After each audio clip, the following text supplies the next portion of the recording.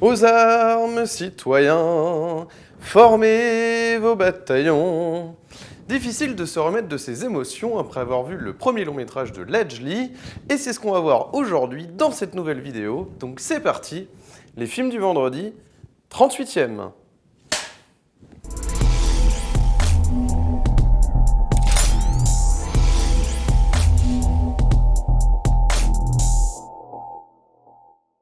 Salut à tous et bienvenue dans les films vendredi. Aujourd'hui, j'ai l'immense plaisir de revenir sur Les Misérables de Ledge Lee, film choc qui a enflammé le dernier festival de Cannes, puisque le film a remporté le prix du jury.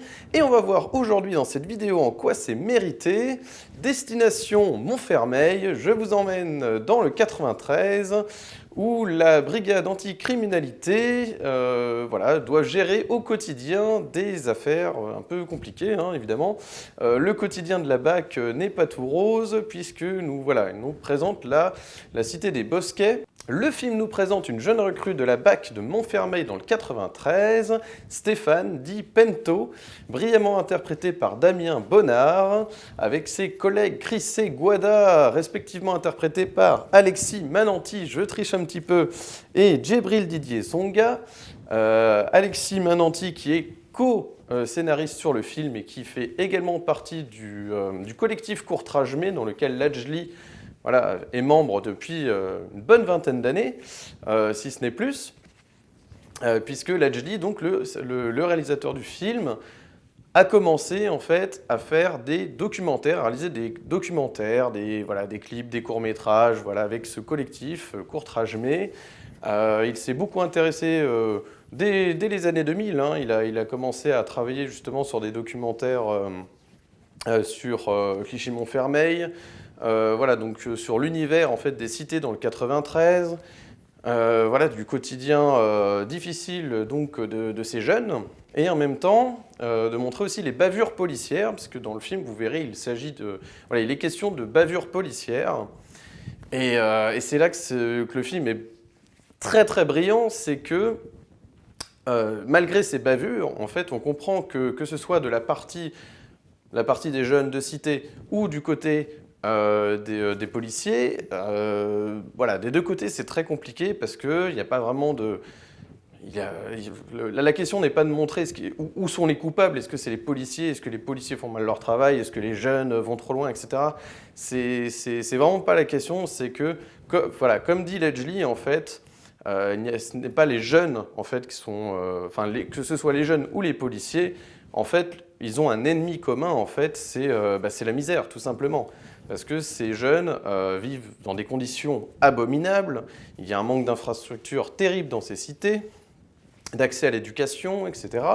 Et d'un autre côté, nous avons les policiers qui vivent aussi la même galère, qui vivent dans des logements sociaux, dans des conditions compliquées aussi, qui n'ont vraiment pas un travail facile et sous-payé. Donc en réalité, ils ne sont pas eux aussi, ils n'ont pas aussi tous les moyens, enfin en tout cas ils ne sont pas aidés non plus du côté de la police. En fait, les policiers ne sont pas aidés non plus. Donc le film montre très très bien la complexité en fait de la cohabitation, si je puis dire. Enfin, c'est un peu bizarre de dire ça, mais entre les policiers en fait et la vie dans la cité, dans les banlieues difficiles. Mais c'est très très bien retranscrit. Ça fait, lui-même, Ledge Lee, qui vient de Montfermeil, qui a vécu là-bas, qui connaît en fait les codes de ces jeunes et qui, des années plus tard, s'est intéressé justement, j'allais dire à la partie adverse, mais des policiers, de savoir un petit peu quel était leur quotidien pour gérer toutes ces affaires. Et aujourd'hui, comme il le dit dans une interview, il a l'impression de connaître ce métier mieux que jamais. Et c'est ça qui l'a intéressé. C'est un film qui est vraiment pas manichéen, quoi. Voilà, c'est vraiment un film qui a une audace incroyable déjà de sortir des codes du cinéma populaire français, comme on a l'habitude de voir, des films très très longs où finalement on n'a pas vraiment une intrigue qui nous prend, vous savez, en haleine, etc. Là, ce qui est formidable, c'est qu'au bout de 45 minutes, va y avoir un élément déclencheur qui fait que pendant tout le reste du film, vous allez être pris dans un film. En fait, vous avez une première partie du film qui est très voilà, dans l'arrivée à Montfermeil, dans la découverte de ses habitants, du quotidien des policiers et des jeunes qui vivent aussi un sacré calvaire, hein, c'est des deux côtés, hein, c'est ça qui est très très bien transcrit, c'est qu'on comprend en fait les deux parties. Voilà, il n'y a pas de bon, de méchant, de mauvais, etc. C'est que c'est la misère, en fait, le vrai souci, c'est la misère dans tout ça, quoi. Comment on fait pour faire à la fois son travail en tant que policier et en même temps de vivre dans une misère qui n'encourage finalement qu'à tomber dans des dérives et, pour s'en sortir et dans des trafics, etc. Enfin voilà, ce qu'on connaît, hein, évidemment. Ce n'est pas... voilà, je vous renvoie à la haine de Mathieu Kassovitz, mais voilà, les problèmes dans les banlieues ne datent pas d'hier. Mais depuis peu, je trouve qu'on fait des films très très forts sur ce sujet. Il y a eu Divine, qui a été excellent il y a quelques années, film que je vous recommande. Mais alors, à 300%, là aussi, il y a un vrai travail de... Enfin, c'est très très réaliste. Alors, beaucoup plus porteur d'espoir, pour le coup, Divine, je pense quand même, que Les Misérables. Mais Les Misérables a vraiment... la niaque, quoi, l'audace, le courage de vraiment traiter son sujet sans mélo, sans en faire une caricature voilà, des policiers, des jeunes dans les cités. Et alors, il y a eu un choix très très très intelligent et esthétique pour le coup. Enfin, vous verrez dans le film, hein, je ne vais pas vous spoiler. Mais il y a eu des choix intelligents dans l'intrigue, en fait, pour que ce soit relativement esthétique et cinégénie, si je peux dire, voilà. Cinégénique, pardon. Donc voilà, il y a vraiment tout un travail de scénario, de structure de scénario qui est très très fort. Alors, j'ai lu que Lajli, en fait, n'était pas très cinéphile, justement. Alors, c'est ça qui m'a beaucoup intéressé dans ce personnage. Il n'a même pas écrit de scénario, apparemment, donc je suis quand même fasciné de voir un film extrêmement bien écrit, sans scénario. Donc, bon, c'est quelqu'un il faut savoir que le collectif Courtrage-Mais, je pense que voilà, c'est un collectif qui tente des choses, qui est vraiment dans l'expérimentation. Voilà, ils aiment tourner des images, c'est avant tout des professionnels de l'image. Voilà, il faut bien le rappeler. Mais c'est incroyable ce que Lajli a réussi à faire. Bon, après, ce qui est un petit peu normal, je trouve, c'est que, bon, déjà, il avait fait un court-métrage qui s'appelait Les Misérables, hein, également. Hein. C'était le court-métrage qui a donné ensuite le long-métrage qu'on connaît aujourd'hui. Il y a eu plein de documentaires avant sur la vie dans les banlieues difficiles.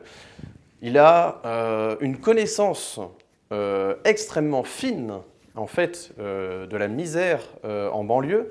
C'est quelqu'un qui l'a vécu, c'est quelqu'un qui en a fait des films, déjà des films, hein, des films documentaires. Il a également été l'auteur des vidéos dans lesquelles on montrait justement des bavures policières et qui ont condamné des policiers à de la prison. Donc voilà, c'est quelqu'un qui connaît son sujet, il n'y a aucun souci. Donc si vous voulez, ça ne m'étonne pas que malgré une absence de scénario qui ne se voit pas, hein. Encore une fois, je précise, c'est dans la production du film. Et voilà, apparemment, il n'y a pas eu beaucoup d'écriture, puisque Lajli, en fait, avait tous ses plans en tête. Alors moi, je dis chapeau quand même, parce que pour avoir toute la conception de son film, mais c'est un film qu'il a mûri depuis des années aussi, hein, donc faut bien expliquer tout ça. Mais c'est quand même extraordinaire, et le résultat, c'est ça qui est fort. Si c'est sa façon de travailler, moi, je suis preneur, il n'y a aucun souci. C'est brillant. C'est brillant, c'est original. Il y a tellement de films sur le sujet, quoi, sur les banlieues, mais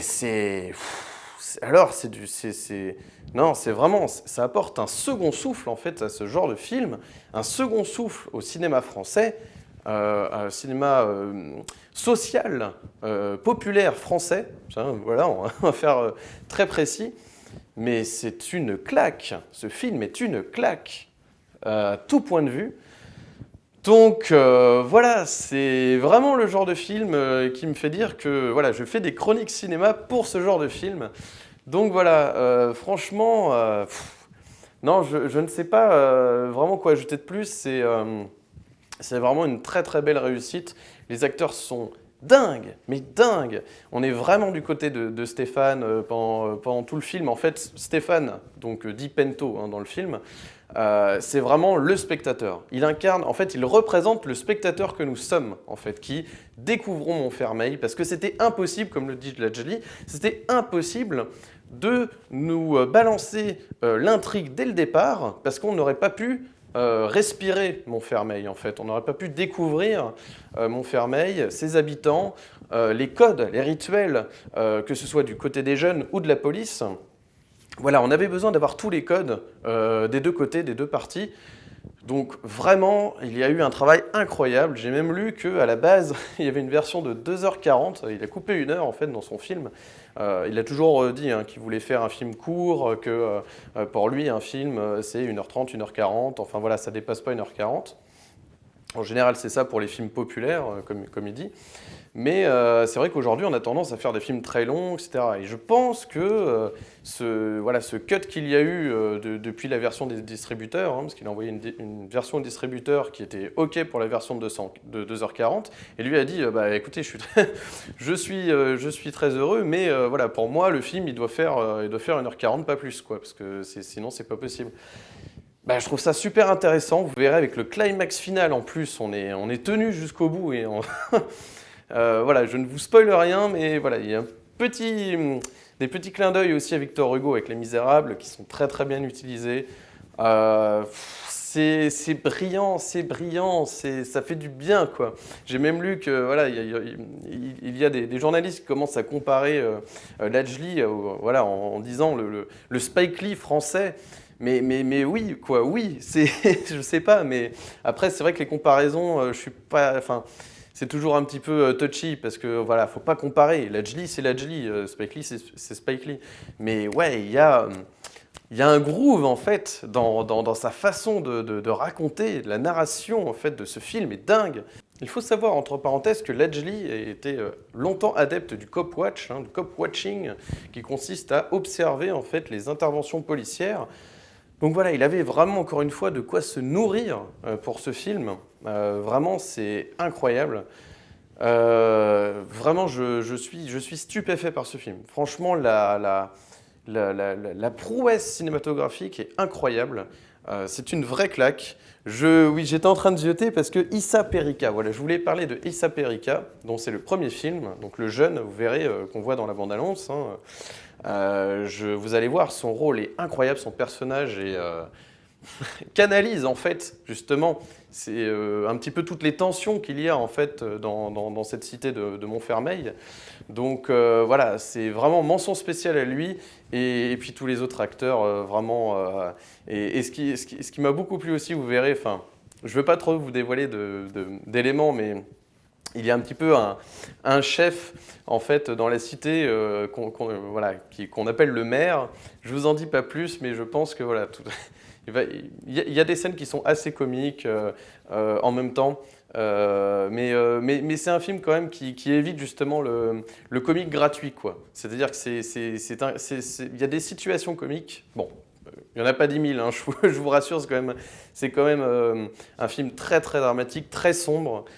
Donc non, voilà, ne vous attendez pas quand même à ce qui est, voilà, comme dans le Police de Maïwenn, je veux dire, voilà, vous attendez pas à des répliques aussi drôles que dans le Police de Maïwenn. Donc voilà, mais c'est juste pour préciser que voilà, il y a des situations parfois qui peuvent vous faire sortir un petit rictus dans l'organisation de la cité ou dans voilà, des choses un petit peu improbables. Donc voilà, je vous laisse les découvrir donc dans Les Misérables de Ladjli et je vous recommande chaudement, infiniment, énormément ce film qui est une claque, une vraie claque cinématographique française et il faut être fier parce que ça fait plaisir de voir des excellents films comme ça. Donc voilà, si vous avez aimé cette vidéo, n'hésitez pas à mettre un pouce bleu, de vous abonner, d'activer la cloche pour ne manquer aucune de mes nouvelles vidéos. La semaine prochaine, je ne sais pas encore de quel film il va s'agir, mais je vous laisse me faire confiance pour le choix du film. En attendant, moi je vous souhaite un excellent vendredi, un excellent week-end. Encore une fois, allez voir Les Misérables. Et d'ici là, n'oubliez pas, prenez les films pour ce qu'ils sont. Allez, ciao!